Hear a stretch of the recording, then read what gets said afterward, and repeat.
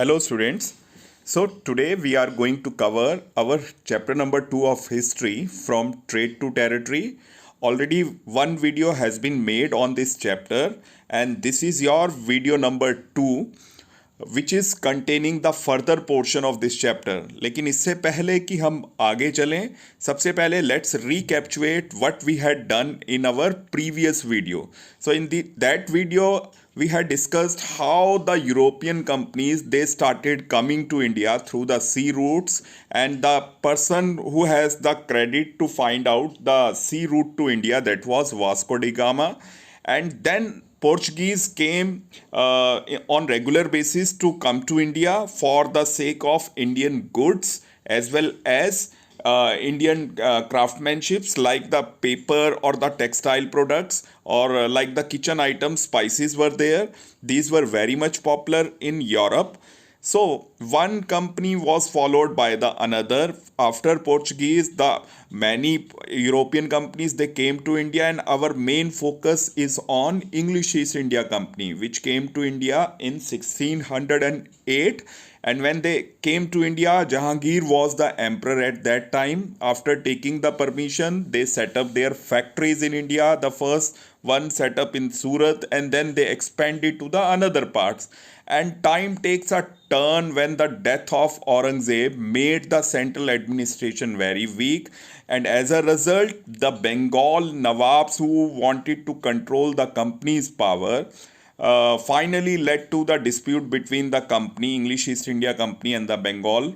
The Battle of Plassey took place in 1757, in which Bengal Nawab was defeated, and after his defeat a puppet Nawab was made who was Mir Jafar. Then his son-in-law was made the Nawab of Bengal, Mir Qasim. And then due to the Mir Qasim's tactics, finally the Battle of Buxar took place, in which the combined forces of Bengal, Awadh and Mughal Emperor Shah Alam, they were defeated by the company. And in this way, up to this part, after the Battle of Buxar 1764, the company got the Diwani right of Bengal, Bihar and Odisha. So the Battle of Buxar completely changed the destiny of company as well as India. Now company was getting regular income through the Diwani rights of 3 states, and a lot of money was generated by the company, which gave the company help to expand its territories in India. So from 1764 to the next almost 100 years, the company expanded in each part of the India, one after the another. The rule of company also expanded from Bengal, Bihar to the southern part, the entire southern part area, and you can understand from this map how the company in this time period of 100 years expanded and how its rule expanded in India.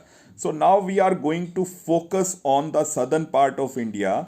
In the southern part of India, already company had a very prominent center, that was Madras, but the company wanted to control the more area of southern India. Mainly company wanted to control the Mysore kingdom. Now why Mysore kingdom company wanted to control? You can see in this map how big was the Mysore kingdom, and more specifically some very important ports were connected with the Mysore kingdom. और अगर इन ports के ऊपर company का कब्जा हो जाएगा तो उनके लिए ट्रेड बिल्कुल पॉसिबल है. इजीली वो अपना ट्रेड इन वेस्टर्न कोस्ट से दूसरे पूरे यूरोप के अलग देशों में कर सकते हैं. But the problem was that the company had to fight 4 wars to annex the kingdom of Mysore. First with the Hyder Ali, first 2 battles, and the next 2 battles took place with the Tipu Sultan, the son of Hyder Ali.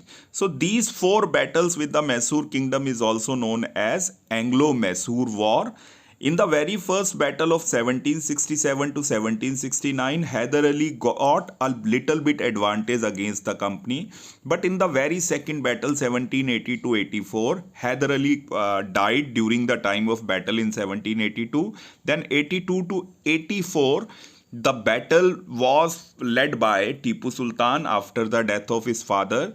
Then in the very third battle, the third battle 1789 to 92, Tipu Sultan had to face a defeat from the hands of English East India Company, and even he had to give two of his sons as a kind of security कि he would not do anything against the company in future.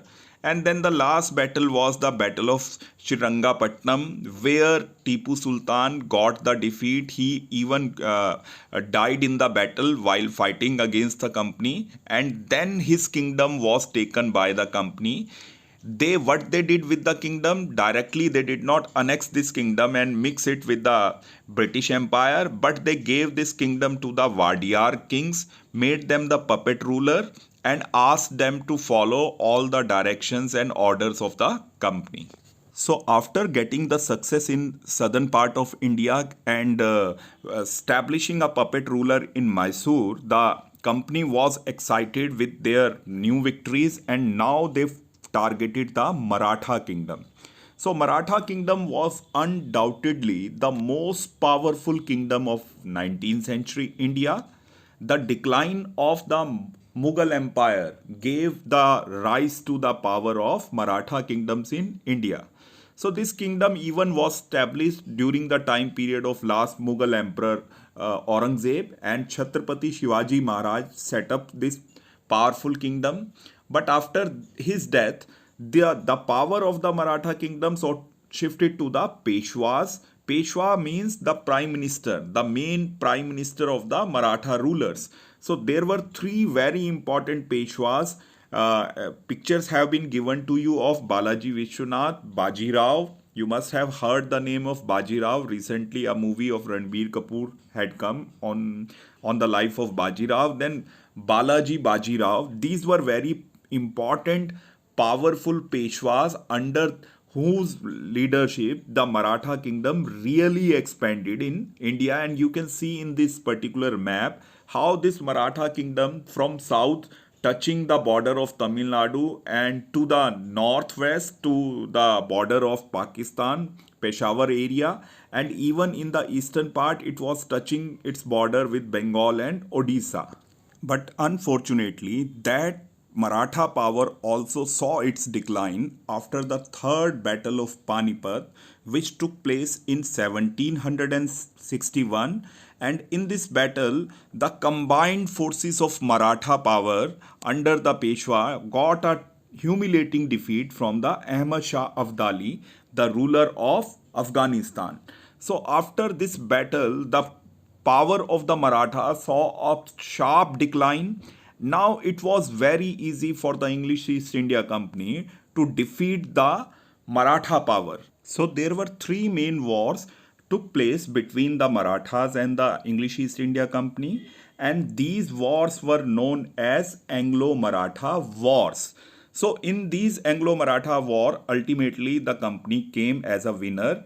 The very first Anglo-Maratha war took place between 1775 to 1782, resulted in a draw. Then in second battle 1803 to 1805, the company got the victory and got the area nearby Odisha. Finally, in the third battle of between 1817 to 1818, the company was able to crush the power of Marathas.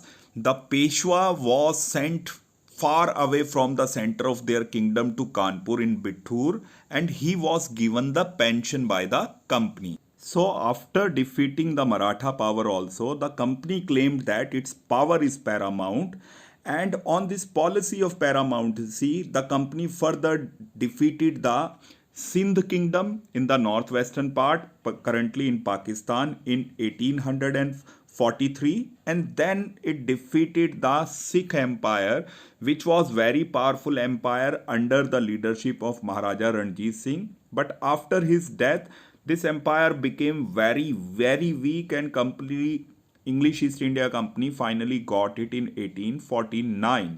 तो अब आपने क्या देखा कि company ने एक एक करके सभी इंडियन किंगडम्स को अपने कब्जे में ले लिया है, चाहे वो मराठा किंगडम है, चाहे वो मैसूर किंगडम है, चाहे वो बंगाल है, चाहे वो सिंध है, या फिर सिख किंगडम है. तो इसके बाद कंपनी यही नहीं रुकती है. It even adopted the various strategies to win the new territories in India. More specifically, we are going to focus the three important policies adopted by the companies to get the new territories in India. What were these policies? Let's find it out. So, the first policy adopted by the company was the policy of subsidiary alliance. The second policy was the policy of paramountcy. And the third policy, which was adopted by the company, was the doctrine of lapse.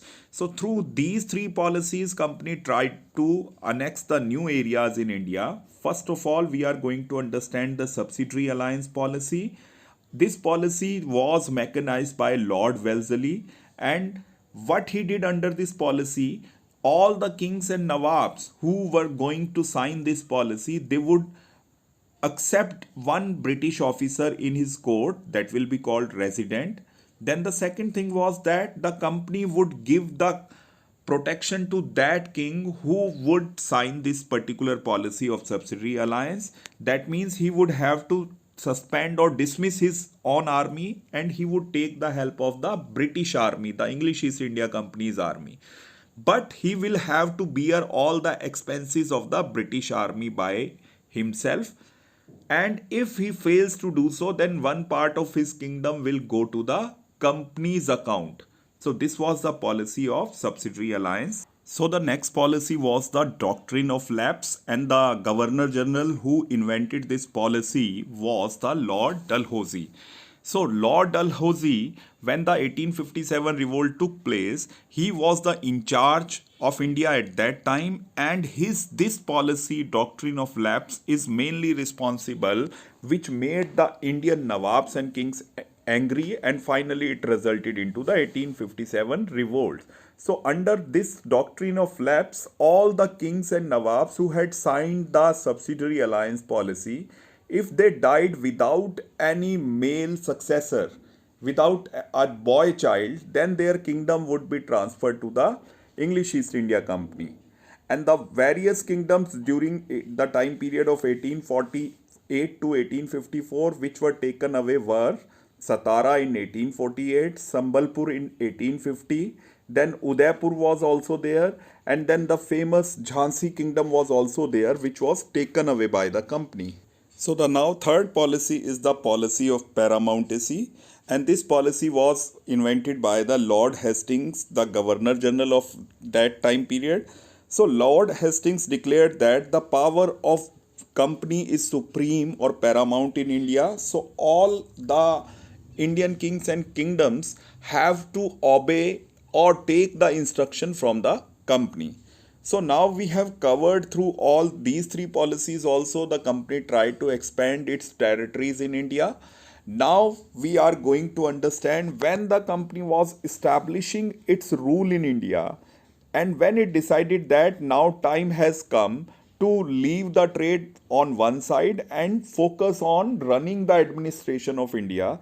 So how this company, English East India Company, it started running the administration first from Bengal, and then this administration, unity of administration was expanded to the another part of the India. So the Bengal was the first place where the administration responsibility was taken by company. Then it focused on the Madras and Bombay presidencies also. So the India's kingdom under the company's rule was divided into main three presidencies: Bengal, Bombay, and the third one was Madras. So in these three presidencies, in each presidency one governor was there, and because there were three governors, so that is why one governor general was required who could monitor all the functions performed by the governors.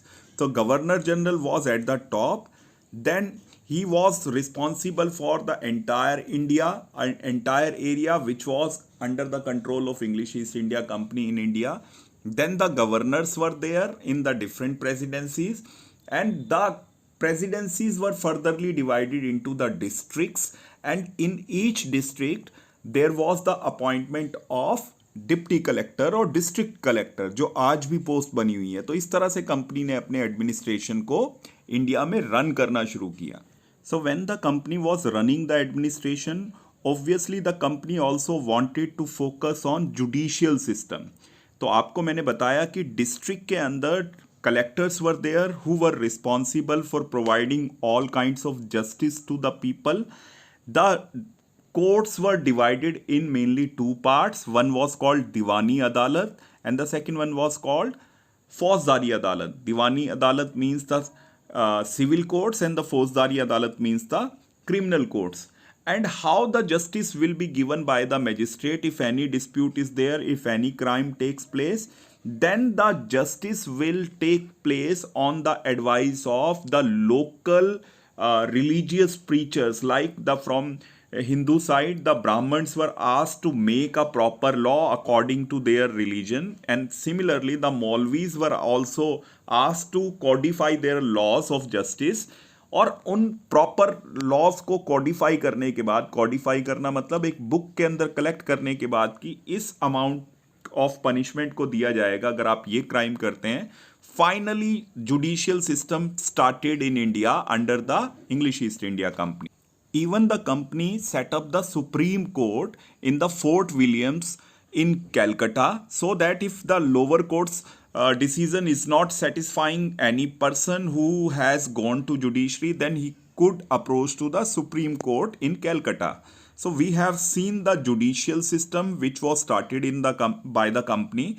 Now we are going to understand the army which was established under the English East India Company, and where the most of the members, most of the soldiers belong to the Indian community. So in the British Army, 80% of the soldiers belong to Indian community and rest 20% belong to the white people of Britain.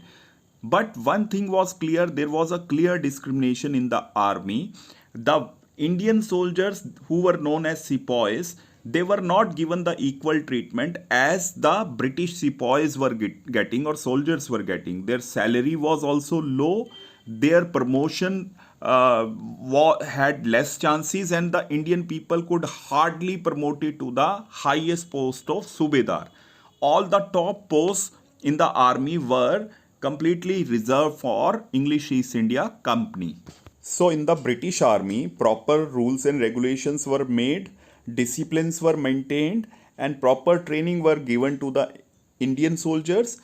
But because of those discrimination, finally the Indian soldiers, they had a lot of dissatisfaction among them, and which led to the Sepoy revolt in 1857. So in the end, one more time we are going to see this map which clearly shows the expansion of English East India Company in India during the time period of 100 years, how they expanded, and how a company which merely came to India only for the sake of trade, how it annexed the territories of India one after the another and established its kingdom, its system in India, and started running the administration of India.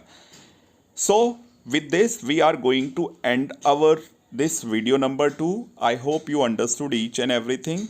Thank you for watching. Have a nice day.